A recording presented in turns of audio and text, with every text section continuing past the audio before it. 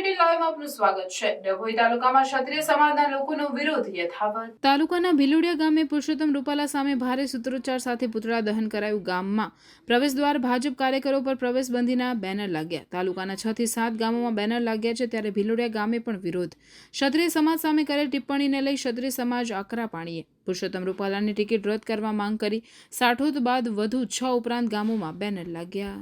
એમનું અસમાન થતું હતું તે સમયે ક્ષત્રિયાનીના શરીરને કોઈ અંગને કોઈ ટચ ના કરી શકે, એમનું મોઢું ના દેખી શકે, એટલા માટે ક્ષત્રિયાની જોહર કરતા હતા। ને આજે રૂપાલા સાહેબે જે ખરાબ ટિપ્પણી કરી છે, રોટી વ્યવહાર બેટી વ્યવહાર, તો આગળના ઇતિહાસને પણ તમે જાણી લો ને સમજો। અમારો કોઈ અન્ય કોઈ બી સમાજ વિશે અમારો કોઈ વિરોધ છે નહીં ને ખાસ કરીને ભાજપ સરકારને અમે જણાવવા માંગીએ છીએ કે દેખો, સૌથી પહેલાં અમારા ક્ષત્રિય સમાજ હિન્દુ ધર્મ માટે લડતા ખપાયા છે।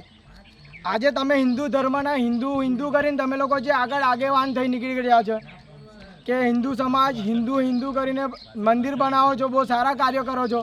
અમે તમારા માટે પહેલેથી જ જોડે રહેલા છે, આગળ બી તમારા માટે જોડે જ રહીશું। પણ એક રૂપાલા એમની ટિકિટ રદ કરવા માટે આખો સમાજ અમારો એક થઈ ગયો છે। તમને આ દેખાતું નહીં?